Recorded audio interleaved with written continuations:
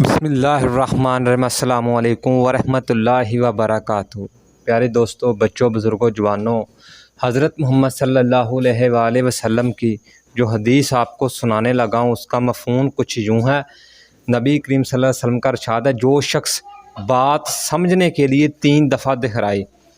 باب 72، حدیث نمبر 94۔ حضرت انس بن مالک رضی اللہ تعالیٰ عنہ فرماتے ہیں، نبی کریم صلی اللہ علیہ وآلہ وسلم جب کوئی بات کہتے تو اس کو 3 دفعہ دہراتے، یہاں تک کہ آپ نے اس بات کی اچھی طرح سمجھ آ جائے، اور جب کسی جماعت میں تشریف لاتے اور سلام کرتے تو السلام علیکم 3 بار دہراتے۔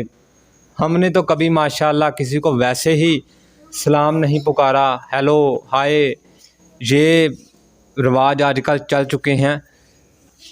اس حدیث کو زیادہ سے زیادہ شیئر کریں، ہو سکتا ہے یہ حدیث کسی کے دل میں اتر جائے اور اس کی دنیا اور آخرت دونوں سنور جائیں۔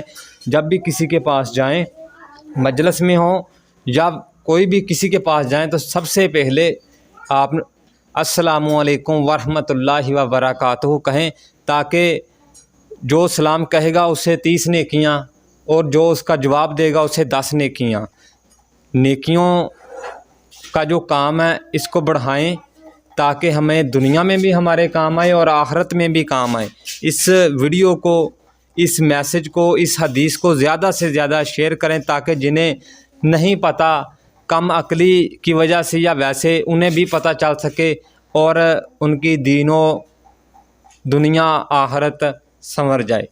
آمین ثم آمین۔